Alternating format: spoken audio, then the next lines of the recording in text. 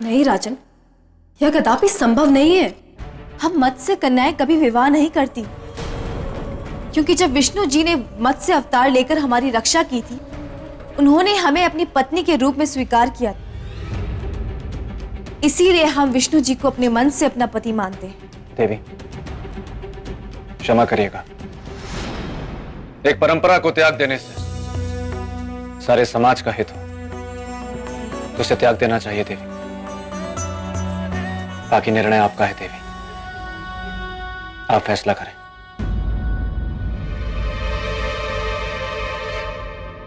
ठीक है राजन, जैसा आप चाहते हैं वैसा ही होगा। धन्यवाद देवी, आपका बहुत बहुत धन्यवाद।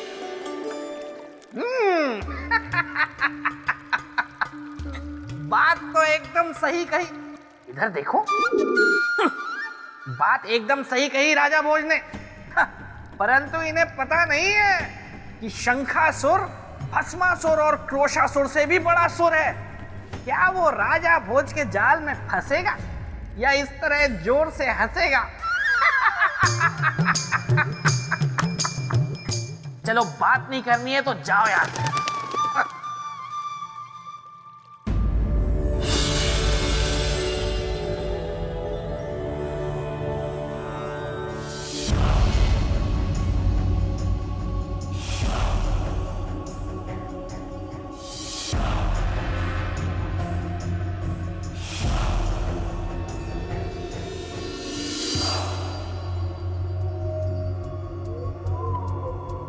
यही है ना तुम्हारा काल बनने का इच्छुक? हाँ महाराज, यही है वो जिसके जाल को काटने की मैंने बहुत कोशिश की, लेकिन असफल रहा। घबराओ मत तुम, मैं भेजूंगा आज इसे काल के गाल में। ऐ मानव, अब तुम्हारा ये आत्मबल, योग बल, अध्यात्म बल सब धरा का धरा रह जाएगा। तुम रत्ती भर भी हमारा अहित नहीं कर पाओगे। पूछो क्यों?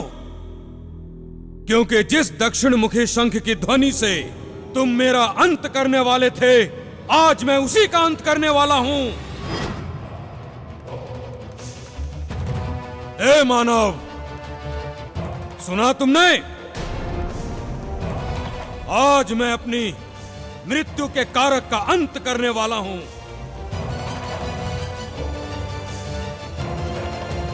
महाराज, आपके डर से इसकी वाणी चली गई है, गूंगा हो गया है ये।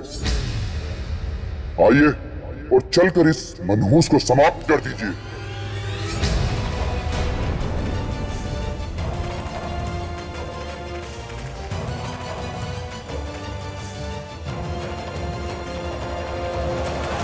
ब्रह्मदेव, आज आप गलत सिद्ध हो जाएंगे कि संसार में कोई अमर नहीं है, क्योंकि आज के बाद मैं इस दक्षिण मुखी शंख का अंत करके सदा सदा के लिए अमर हो जाऊंगा।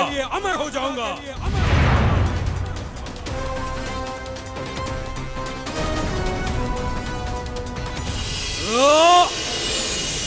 क्षमा महाराज, क्षमा कि मैंने आप जैसे वीर और महाशक्तिशाली पुरुष का विवाह प्रस्ताव ठुकराया। सुंदरी, तुम्हारे हृदय परिवर्तन से हम बहुत प्रसन्न हुए। कहो, मन की बात कहो। महाराज, मुझे आपसे प्रेम हो गया है।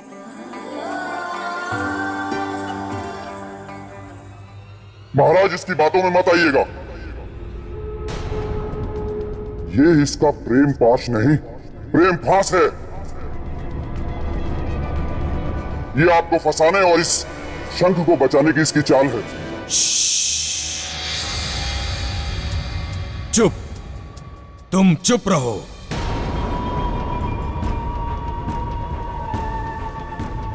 सुंदरी के मीठे मीठे बोल मेरे कानों में घुलने दो। हाँ तो सुंदरी, क्या मैं इस प्रेम का कारण जान सकता हूं? महाराज, प्रेम का केवल एक कारण होता है, आंखों के रास्ते दिल में उतर जाना, मन को भा जाना, पसंद आ जाना। और आप मुझे भा गए हैं, पसंद आ गए हैं। मैं आपसे विवाह करना चाहती हूँ।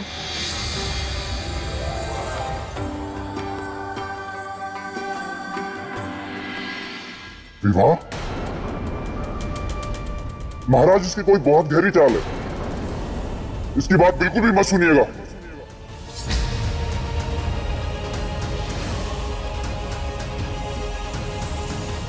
महाराज, आपके मित्र मुझ पर आरोप लगा रहे हैं। यदि आपको मेरी बातों पर विश्वास नहीं तो आप मेरी परीक्षा ले लीजिए।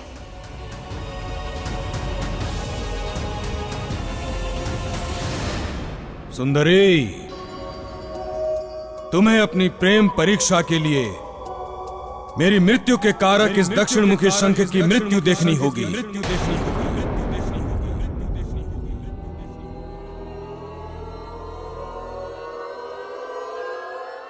देखूंगी। जो मेरे पति की मृत्यु का कारण बने, उसकी भला मुझे क्या आवश्यकता हो सकती है? इसे नष्ट कर दीजिए महाराज।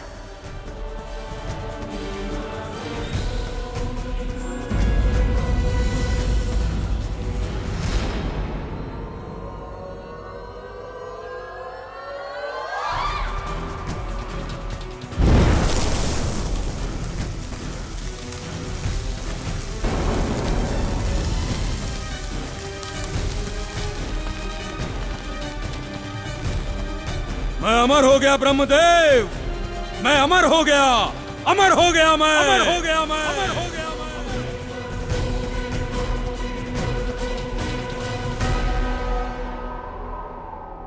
सुंदरी, तुमने हमारे प्रेम को पहचाना है। मैं हृदय से तुम्हारा आभारी हूं। आओ हमारे साथ, हम आज अभी तुमसे गंधर्व विवाह करेंगे। चलो आओ।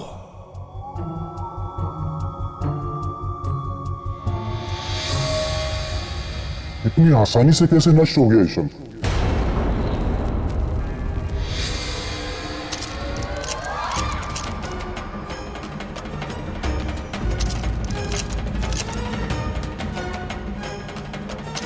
ये कैसा अनर्थ है?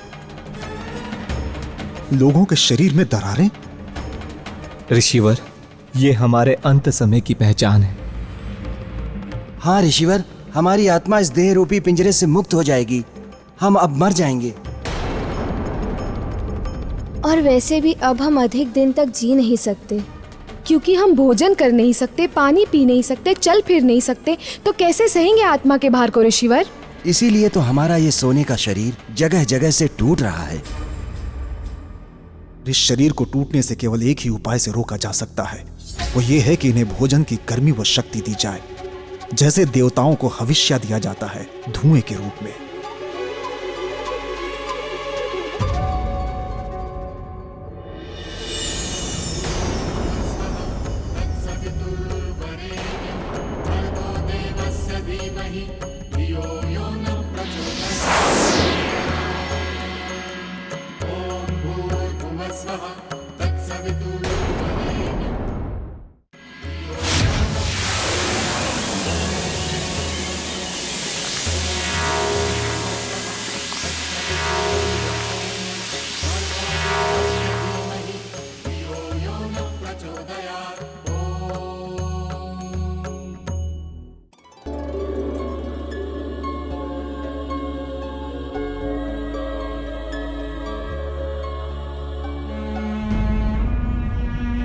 राजा भोज, अब मैं इन्हें अधिक देर तक सुरक्षित नहीं रख पाऊंगा। आपको शीघ्र आना होगा, अति शीघ्र। अब देखना ये है कि क्या राजा भोज समय रहते वापस आ पाते हैं या नहीं।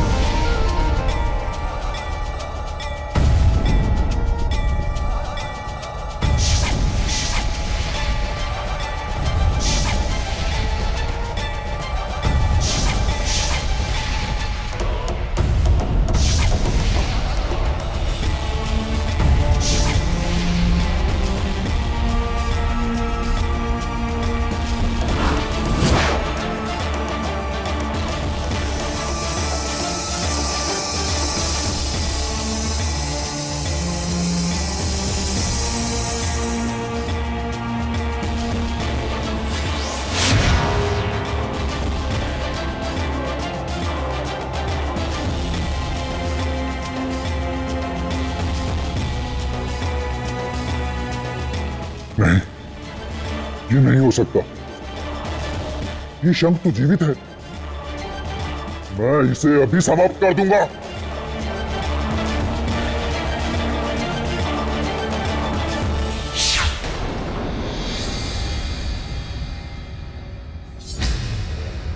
अंधकासुर, तुम्हारे अत्याचार का समय समाप्त हो चुका है। अब मैं तुम्हें तुम्हारे अत्याचारों का फल दूंगा।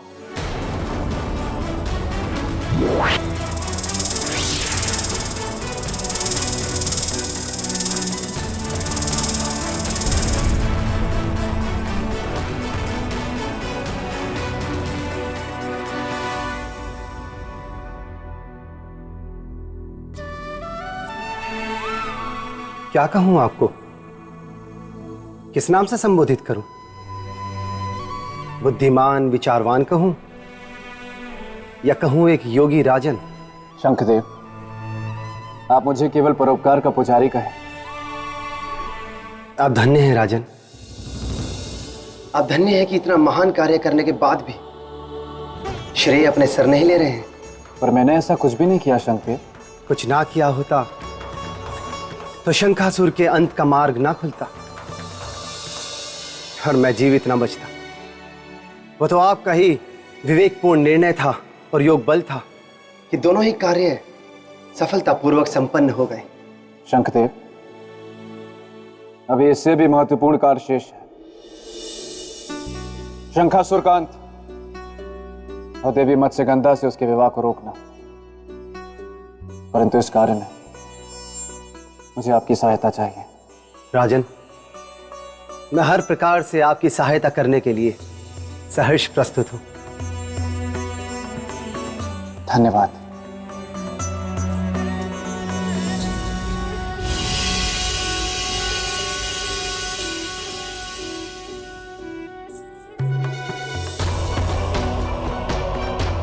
शंखासुर, अब तुम्हारा अंत निश्चित है। ये आप लोगों का गंधर्व विवाह है और गंधर्व विवाह में वरमाला के आदान प्रदान मात्र से ही आप दोनों एक दूसरे के पति पत्नी हो जाएंगे।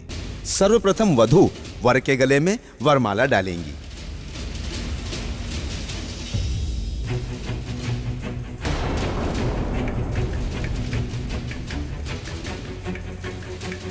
देवी, आप किसकी प्रतीक्षा कर रही हैं? मेरी मेरी मेरी मेरी ताकि मैं आपके विवाह के शुभ अवसर पर शंख बजाने का ये शुभ कार्य कर।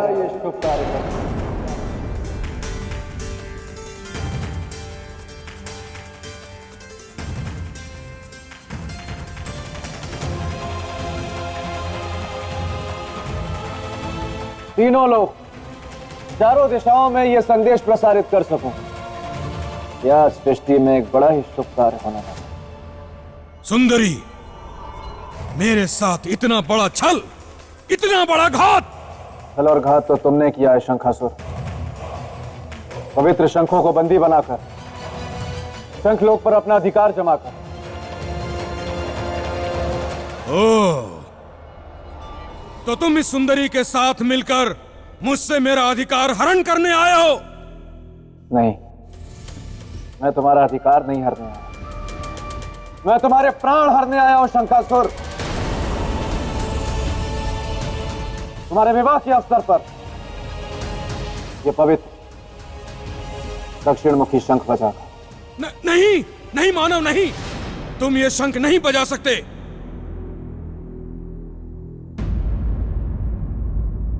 नहीं बजाने दूंगा तुम्हें ये शंख, नहीं, हरगिज नहीं। तुम्हारा ये मुझे मारने का प्रयास विफल होगा। मैं इतना दूर चला जाऊंगा कि तुम्हारी ये शंख की ध्वनि मेरे कानों को सुनाई नहीं देगी, और ये शंख की ध्वनि मुझे नष्ट नहीं कर पाएगी। शंखासुर, यह पवित्र दक्षिणमुखी शंख है। तू संसार के किसी भी कोने में क्यों ना चला जाए, इस शंख की ध्वनि के प्रहार से नहीं बच सकता। तेरी मृत्यु निश्चित है।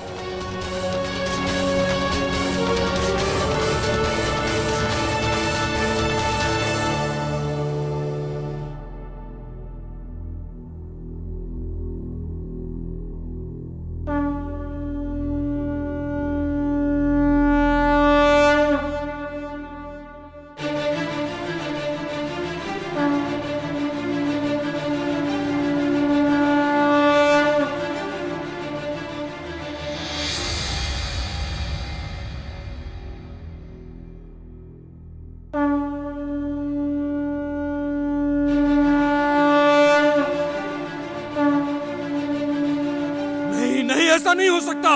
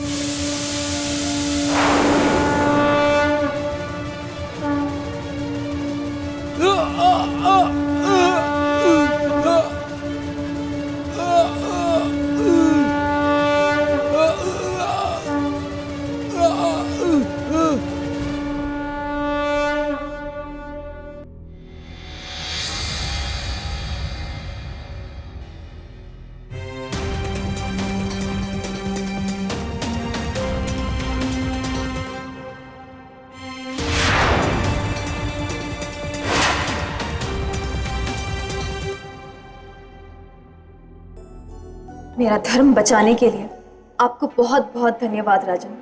देवी, कुछ देर के लिए आपका मन शंका से भर गया था ना? शंका से नहीं, पर भय से अवश्य सिहर उठी थी। राजन, जहां आप जैसा साहसी, निस्वार्थी, परोपकारी और पुरुषार्थी होगा, वहां भय अधिक समय तक नहीं रह सकता।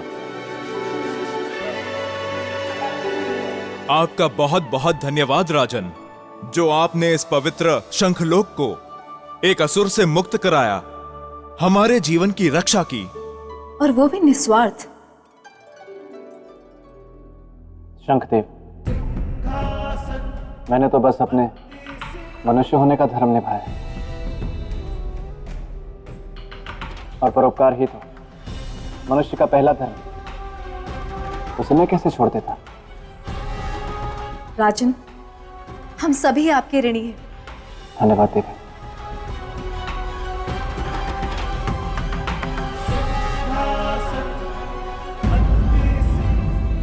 आपका बहुत बहुत धन्यवाद राजन, जो आपने इस पवित्र शंखलोक को एक असुर से मुक्त कराया, हमारे जीवन की रक्षा की, और वो भी निस्वार्थ।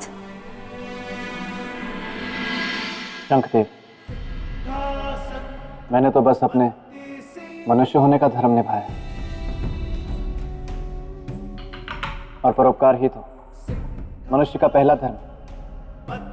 उसे मैं कैसे छोड़ देता? राजन, हम सभी आपके ऋणी हैं। धन्यवाद देवी। शंखदेव, आपका शंख। राजन, ये शंख अब आप अपने पास ही रखें। मैं इसे रखूं? हाँ राजन, ये शंख आपने हित और अपनी निस्वार्थ भावना से अर्जित किया है। ये शंख अब देखने में केवल एक शंख है, किंतु वास्तव में एक निधि बन चुका है।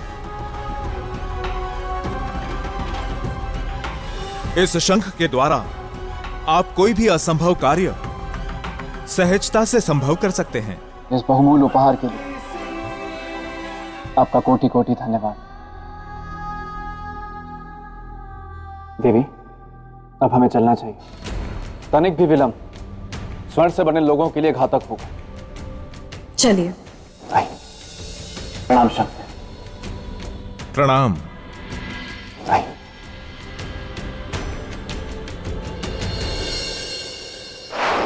राजन, रुकिए जरा, थमिए जरा। आप सोच रहे होंगे कि आपने परोपकार की परीक्षा तो पार कर ली और अब आप परोपकार की सीढ़ी भी चढ़ जाएंगे। लेकिन ऐसा नहीं है। आपने परोपकार की परीक्षा जरूर पार कर ली, परंतु अब भी आप परोपकार की सीढ़ी नहीं चढ़ सकते। क्यों? क्योंकि परोपकार की परीक्षा को पार करने के लिए आपको निर्णय की परीक्षा का पार करना भी बहुत जरूरी है, जो कि परोपकार की परीक्षा का ही हिस्सा है। मैं परीक्षा के लिए तैयार।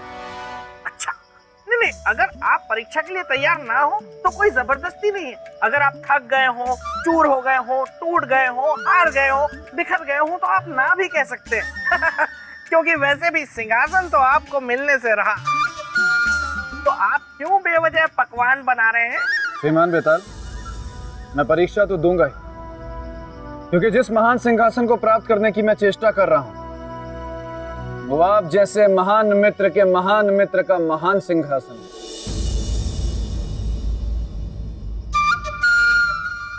क्या हुआ? आपको कुछ समझ में नहीं है? नहीं, मेरी कुछ समझ में नहीं है। नहीं, मतलब मेरी समझ में सब कुछ आ गया है, परंतु फिर भी मैं चाहूंगा कि आप अगर खुलकर कहेंगे तो अच्छा होगा। मैं ये कहना चाहता हूं कि मैं तैयार। तो ठीक है, किंतु याद रहे, अगर आप इस निर्णय की परीक्षा में असफल हुए तो फिर भूल जाइएगा सिंहासन को।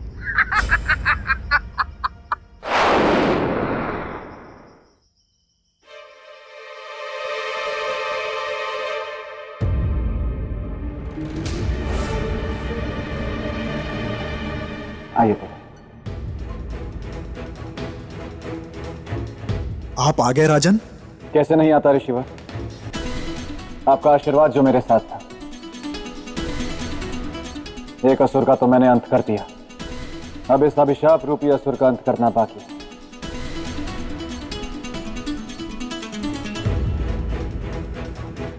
तो बताइए ऋषिवर, इन लोगों को अभिशाप मुक्त कैसे करें? राजन, इन सबको अभिशाप मुक्त करने के लिए एक अनुष्ठान करना होगा। कैसा अनुष्ठान ऋषिवर, और क्या करना होगा उसमें? राजन, देवी मत्स्यगंधा के खुशी के आंसू तथा दक्षिणामुखी शंख के साथ एक सम्मिलित अनुष्ठान करना होगा। ऋषिवर, क्या इस अनुष्ठान से इनका अभिशाप दूर हो जाएगा? अवश्य राजन, क्योंकि इस अभिशाप का कारण ही है मत्स्यगंधा का क्रोध तथा दक्षिणामुखी शंख का दुरुपयोग। इस अनुष्ठान से इन दोनों की अशुद्धता पवित्र हो जाएगी तथा शांत भी। तो चलिए ऋषिवर, बिना विलंब किए इस अनुष्ठान को करते हैं। किंतु राजन, यह अनुष्ठान प्रातः काल ही हो सकता है। राजन, हाँ ऋषिवर। इस अनुष्ठान में एक गंभीर समस्या है। क्या ऋषिवर? राजन, आपने जो अपने परोपकार से पुण्य प्राप्त किए हैं, वो सभी पुण्य समाप्त हो जाएंगे। कोई बात नहीं ऋषिवर, इनके उद्धार के लिए मैं अपने जीवन के सारे पुण्यों का त्याग करने के लिए तैयार। तो चलिए इस अनुष्ठान की तैयारी कीजिए।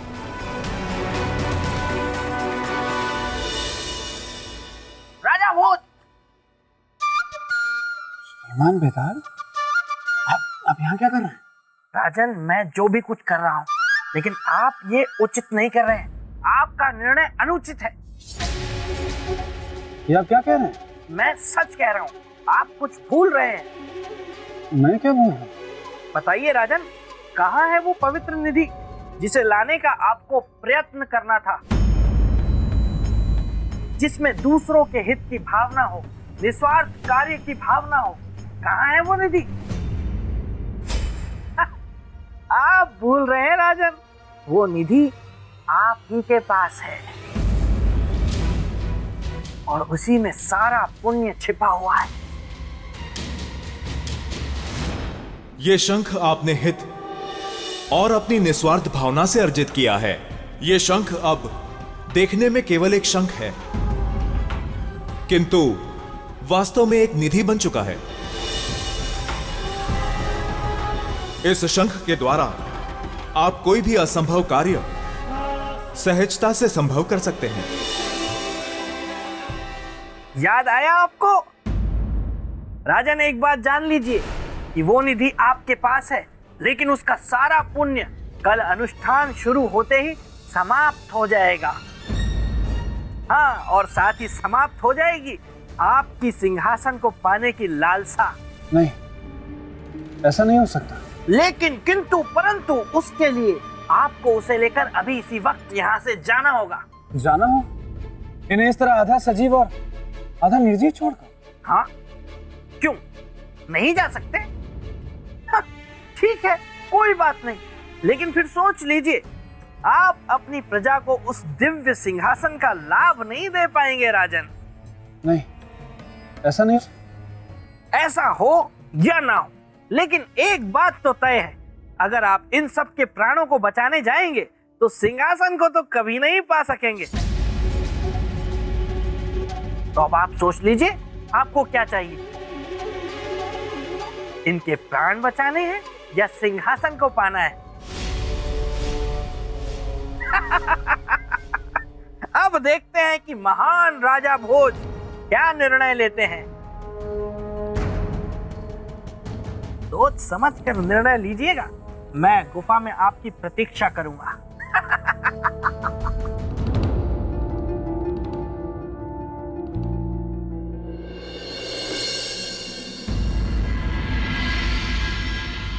नारायणं नमस्कृत्य नरं चैव नरोत्तमं देवीं सरस्वतीं स्वाहा। देवी, आपके खुशी के आंसू ही इन सभी के जीवन के रक्षा सूत्र हैं। यदि आप हृदय से प्रसन्न होकर अपने आंसू देंगी तो। क्यों नहीं देंगे? प्राण हम में भी है, भावना हम में भी है। मोल जानते हैं आंसुओं के भी और किलकारियों का भी।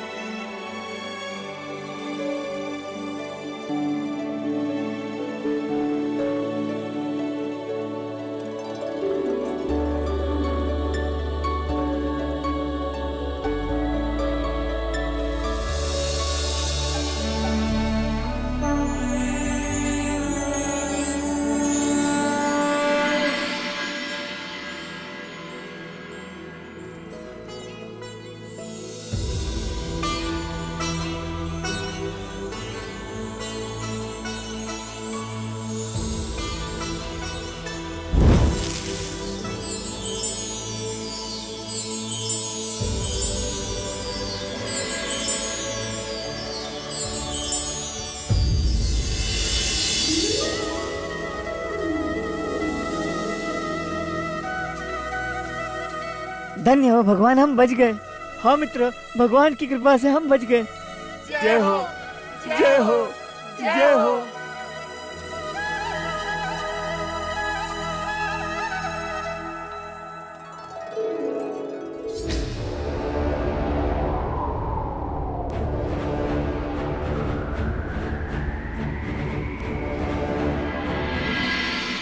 आपका बहुत बहुत धन्यवाद राजन, जो आपने हमारा जीवन लौटा दिया। ये पूरा संसार एक परिवार, और परिवार में कोई भी दुखी रहे तो ये हर एक मनुष्य का दायित्व है कि उसके दुख को दूर करे। इसलिए मैंने कोई बहुत बड़ा काम नहीं किया।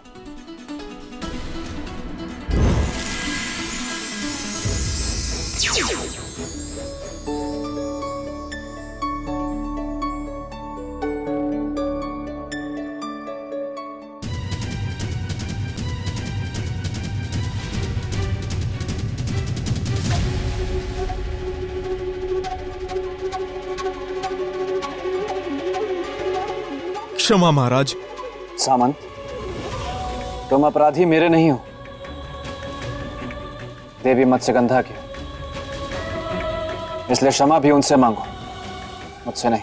हे देवी, इस पापी अधर्मी को क्षमा कर दीजिए। मैं लोभी हूँ, स्वार्थी हूँ, मुझे क्षमा कर दीजिए देवी, मुझे क्षमा कर दीजिए। उठो सामंत, पाप को स्वीकार कर लेने से पाप पाप नहीं रह जाता, प्रायश्चित बन जाता है। तुमने अपना पाप स्वीकार कर लिया है और यही तुम्हारा प्रायश्चित है। आज से मैं इस व्यवस्था को ही समाप्त करती हूँ ताकि भविष्य में कोई भी ये पाप ना कर सके। अब मनुष्य को केवल मछलियों को भोजन कराने का ही पुण्य मिलेगा। जो सिद्धि प्राप्ति के लिए इनकी आहुति देगा वो पाप का भागी होगा और वो सिद्धि को कभी भी प्राप्त नहीं कर सकेगा।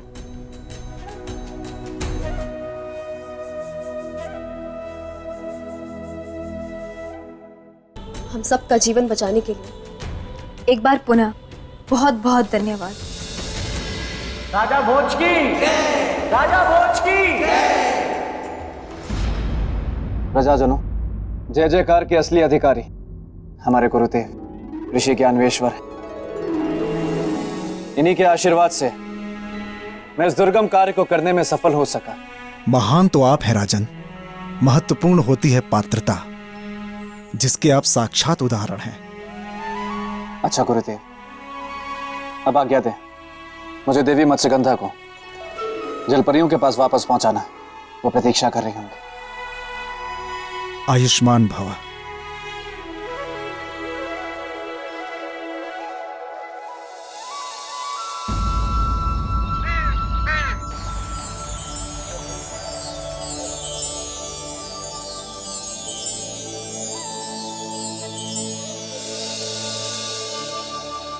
राजन, हमारी सहेलियां आपका स्वागत कर रही हैं। राजन, आप हमारी राजकुमारी मत्स्यगंधा को वापस ले आए। हमारे बुझे हुए मन में खुशियों के दीप जलाए। हमारा संपूर्ण मत्स्यलोक आपका आभारी है। राजन, आपसे एक निवेदन है। निवेदन नहीं देवी, आप आदेश करिए। आप हमारे लोक चले और हमें अपने आतिथ्य का अवसर दें। देवी, आपका आतिथ्य ग्रहण करना मेरे लिए सौभाग्य की बात है, किंतु दुर्भाग्यपूर्ण मुझे अभी जाना होगा, आवश्यक कार्य, इसलिए आज्ञा दें। आवश्यक कार्य है तो नहीं रोकेंगे, परंतु आश्वासन दें कि आप आएंगे। पूरा आश्वासन नहीं, मैं आप सबको वचन देता हूं कि मैं कभी ना कभी आपके मत्स्य लोग अवश्य आऊंगा। प्रतीक्षा रहेगी। प्रणाम देवी। प्रणाम।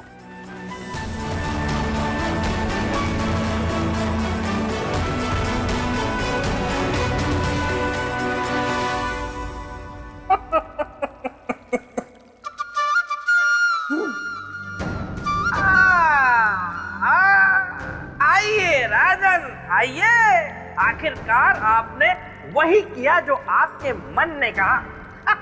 अब आपको अपने निर्णय पर अफसोस हो रहा होगा,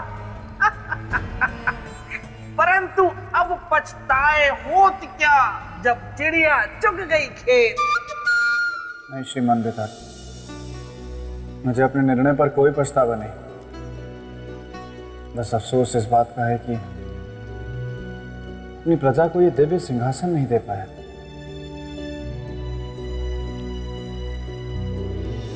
जाते जाते आपसे एक बात कहना चाहता हूं। मैं आपका बहुत बहुत आभारी हूँ कि आपसे बहुत कुछ सीखने को मिला। अच्छा, आप कह दीजिए।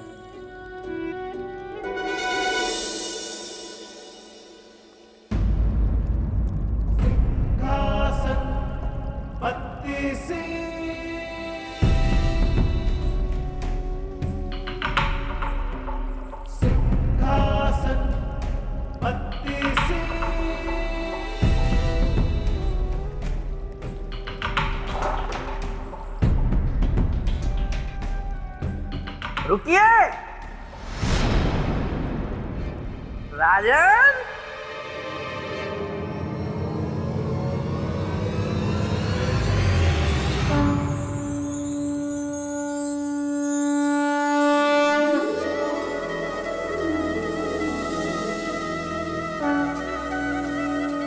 श्रीमान, ये शंख? हाँ राजन, शंख।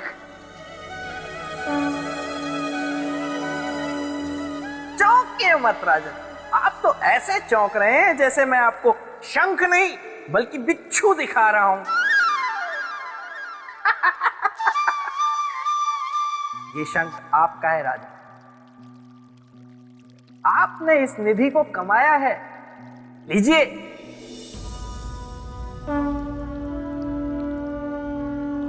अरे लीजिए लीजिए और कीजिए शंखनाद।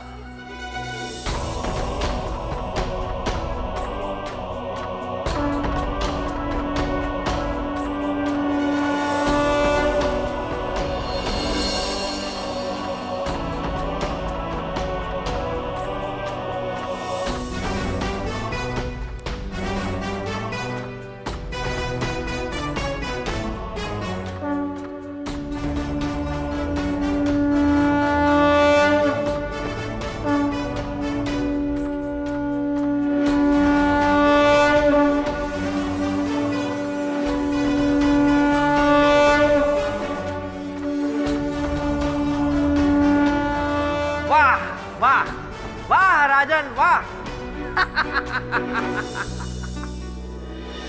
आपने ना सिर्फ निर्णय की परीक्षा पार की बल्कि परोपकार की परीक्षा भी पार कर ली है। और अब ना चाहते हुए भी मुझे ये कहना पड़ रहा है कि आप परोपकार की सीढ़ी चढ़ सकते हैं। धन्यवाद। अरे अरे अरे अरे रुकिए रुकिए राजन, इतनी भी क्या जल्दी है सिंहासन प्राप्त करने की, और ऐसी भी क्या जल्दी है सारी सीढ़ियां चढ़ जाने की। सुनिए, आपने परोपकार की परीक्षा तो पार कर ली, लेकिन राजन ये मेरे मित्र का सिंहासन है जिसे पाना आपके लिए असंभव है। मेरे महान मित्र का सिंहासन। आगे की परीक्षाएं और भी कठिन है। मैं हर परीक्षा में सफल होऊंगा।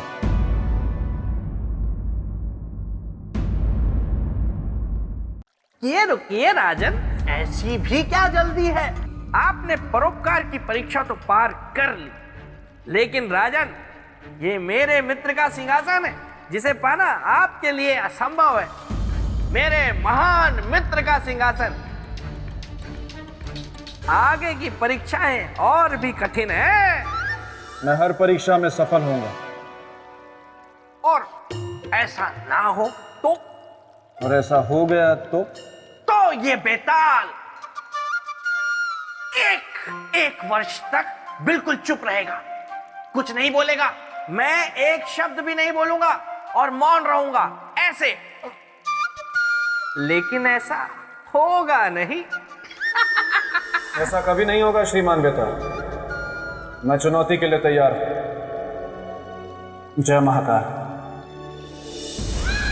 सम्राट विक्रमादित्य के 32 गुणों से संपन्न इस दिव्य सिंहासन को प्राप्त करना इतना आसान नहीं था।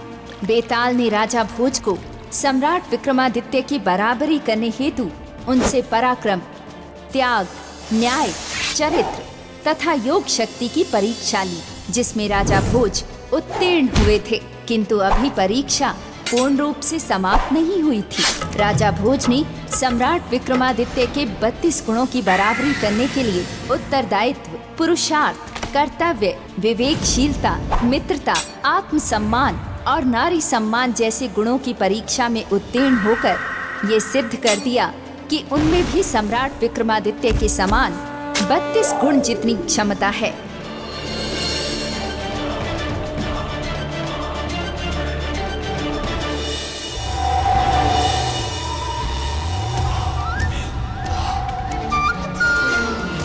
प्रणाम देवी। राजन, आपने ये सिद्ध कर दिया है कि इस सिंहासन को प्राप्त कर इस पर विराजमान होने के लिए आप में सम्राट विक्रमादित्य जितने 32 गुण विद्यमान हैं।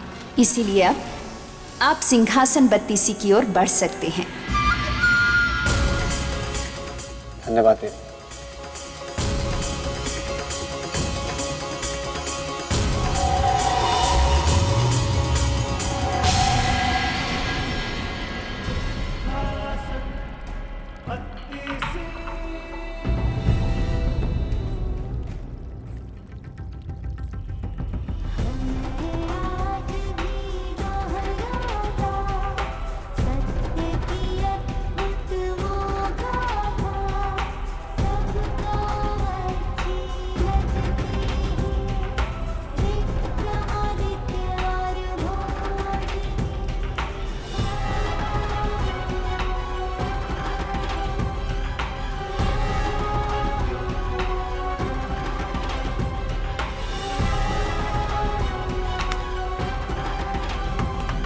अपनी पहली परीक्षा में पराक्रमी राजा भोज ने नाग कन्या के पुत्र की अपने पिता रुद्रांत से रक्षा कर सफलता प्राप्त की थी।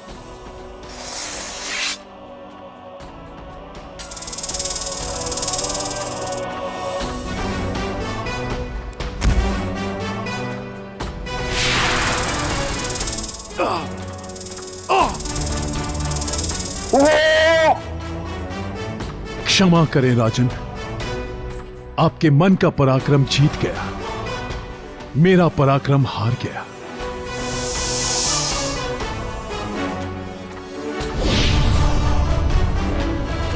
परीक्षा की सीढ़ियों के सिलसिले को आगे बढ़ाते हुए राजा भोज त्याग की सीढ़ी पर पहुंचे, जहां उनका सामना पक्षीराज से हुआ।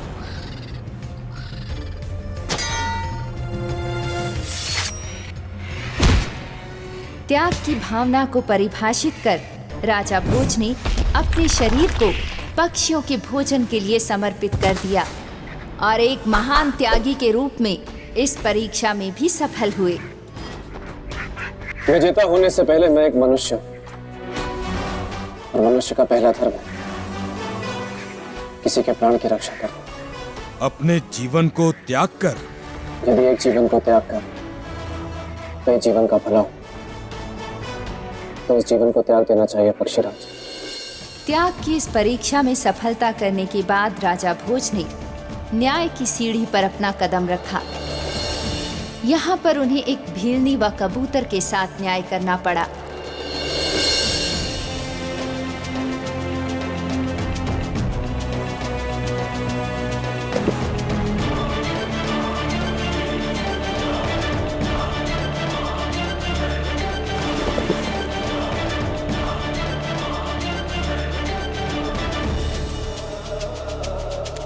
धन के अभाव में राजा भोज को चांडाल तक बनना पड़ा, वो भी कबूतर के जीवन के साथ न्याय के लिए।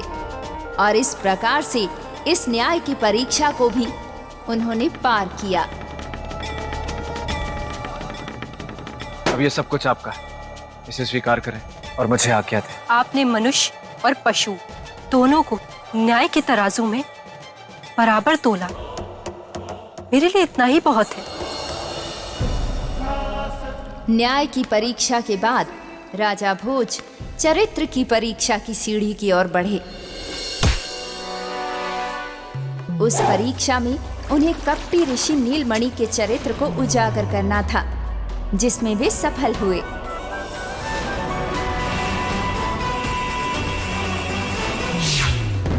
बहुत बहुत धन्यवाद आपका राजा भोज। आज के बाद मेरे साथ साथ पूरी स्त्री जाति आपकी आभारी रही।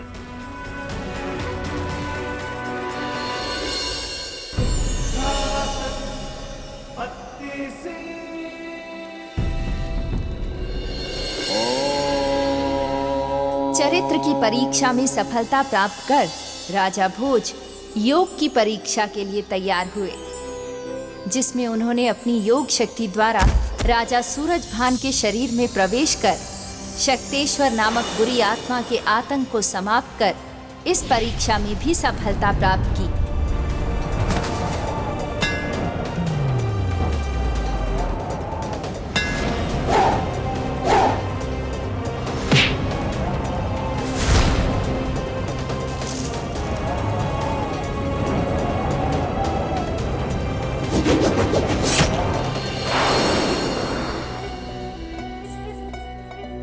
ये तो बस महाकाल का आशीर्वाद ही है कि मैं अपनी योग शक्ति के द्वारा अपनी आत्मा को महाराज के शरीर में प्रवेश करा के उन्हें जीवित कर पाया। लेकिन आपने ऐसा किया क्यों? विनाशकारी शक्तेश्वर के उत्पात को रोकना। धन्य है आप राजा, जो प्रजा की भलाई के लिए आपने अपने जीवन को दांव पर लगा दिया। योग शक्ति की परीक्षा में भी सफलता। इसके बाद राजा भोज परोपकार की परीक्षा देने के लिए आगे बढ़े। उस परीक्षा में वे शंखलोक के शंखासुर नामक दुष्ट का अंत कर मत्स्यगंधा को मुक्त कराने में सफल हुए।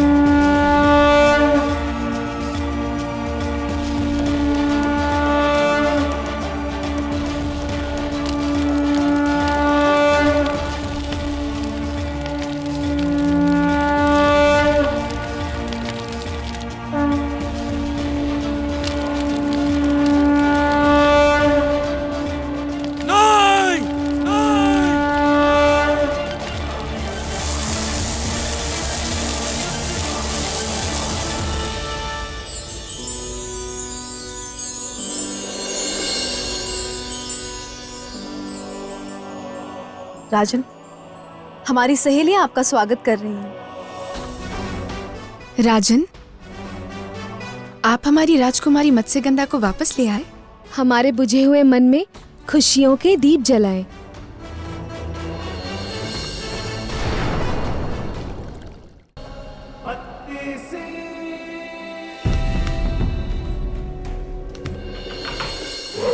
परोपकार की परीक्षा के उपरांत उत्तरदायित्व की परीक्षा में राजा भोज ने अपनी पत्नी महारानी वल्लरी के प्राणों की रक्षा हेतु ऋषि शांडिल्य से जीवंती विद्या सीख पूर्णमासी की मध्य रात्रि नील सरोवर से नील कमल प्राप्त कर महारानी वल्लरी के जीवन की रक्षा की तथा उत्तरदायित्व की परीक्षा में सफल हुए।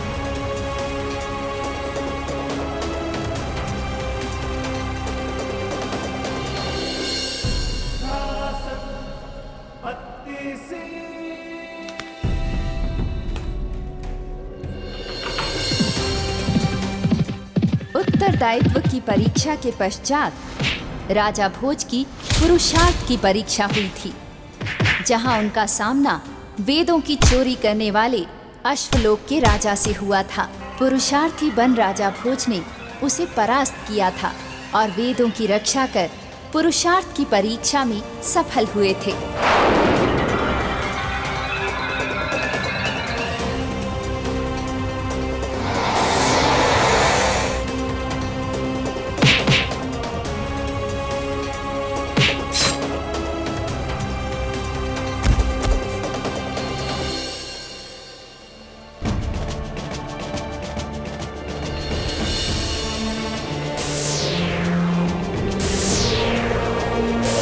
सिंहासन 32 को प्राप्त करने के पथ पर चलते हुए राजा भोज की कर्तव्य की परीक्षा हुई और अपने कर्तव्य का पालन करते हुए बंग प्रदेश के कुटिल राजा की कैद से देवी गौतमी को मुक्त कराया। और कर्तव्य की परीक्षा में सफल हुए। किंतु आप हैं कौन जिसने इतना बड़ा संकट मोल लिया? कर्तव्य के पालन में संकट कैसा? कर्तव्य तो एक धर्म है और धर्म को निभाने में आनंद आता है, हर्ष आता है।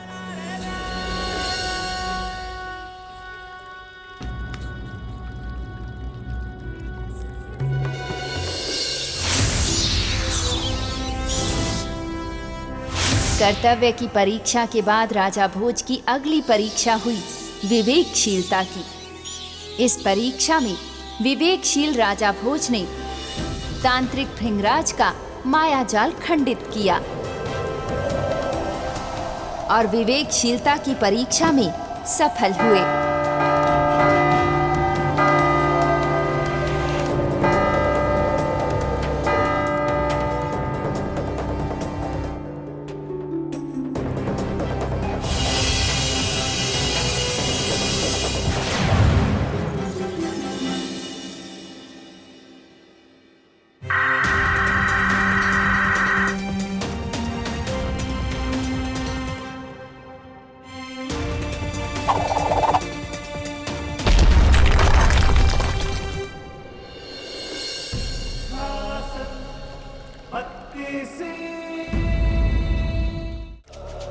विवेकशीलता की परीक्षा में सफलता के पश्चात राजा भोज ने मित्रता की परीक्षा दी और अपने मित्र आदित्यनाथ को विष कन्या के प्रभाव से मुक्त करा अपने मित्र के द्वारा त्यागी गई उसकी पत्नी से उसका मेल कराया और मित्रता की परीक्षा में सफल हुए।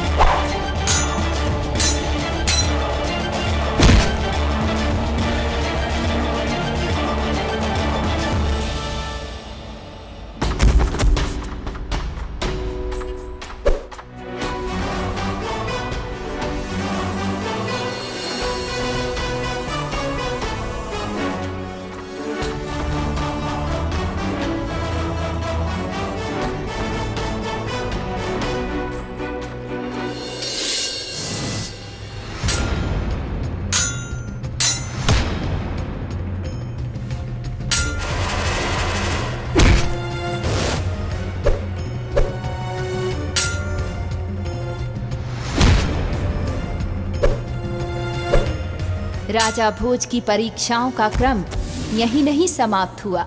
मित्रता की परीक्षा के बाद राजा भोज के सामने आत्मसम्मान की परीक्षा आई, जिसे गंगू और तेलम ने अपनी कुटिलता से ठेस पहुंचाने की चेष्टा की, किंतु राजा भोज ने अपने आत्मसम्मान की रक्षा करते हुए उनका असली रूप उजागर किया।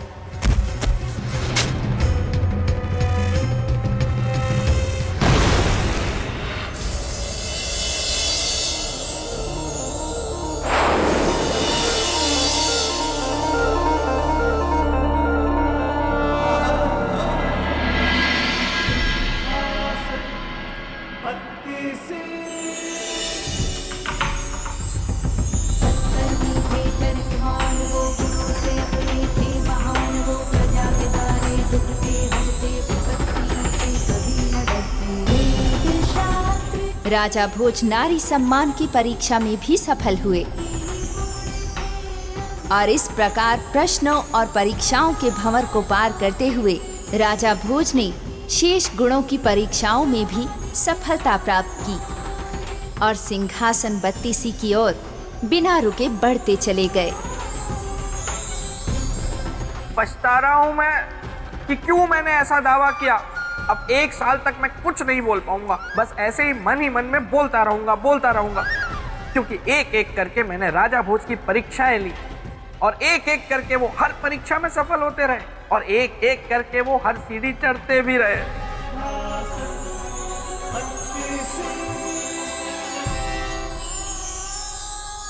और अंत में 32वीं सीढ़ी भी वो चढ़ गए।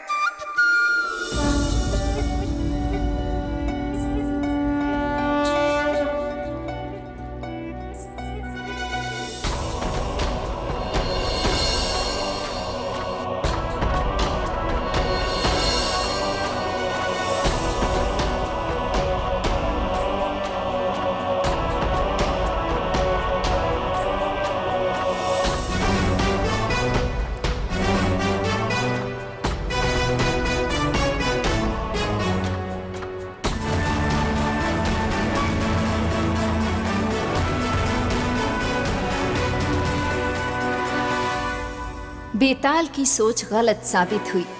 राजा भोज ने आखिर ये साबित कर दिया कि उनमें सिंहासन को प्राप्त करने और सिंहासन पर विराजमान होने के सभी गुण मौजूद हैं और वो एक एक करके 32 सीढ़ियों को पार करते हुए 32 परीक्षाओं में सफल होकर सिंहासन पर विराजमान हुए।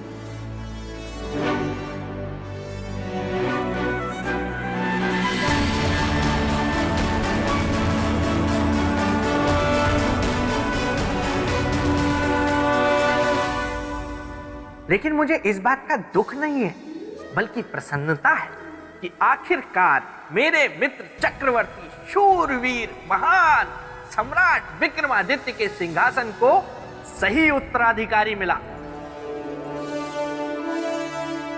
जिसमें वो सारे 32 गुण मौजूद हैं जो इस सिंहासन को धारण करने के लिए चाहिए। आज मैं बेताल बहुत संतुष्ट हूं और अब राजा भोज इस सिंहासन को लेकर जाएंगे अपनी नगरी उज्जैनी और वहां जाकर इस पर विराजमान होंगे और मैं जाऊंगा अपने प्रेत लोक, जहां मेरी बेतालनी सौंदर्य लेखा मेरी प्रतीक्षा में होगी। जय हो सिंहासन, जय हो बत्तीसी, जय हो बेताल।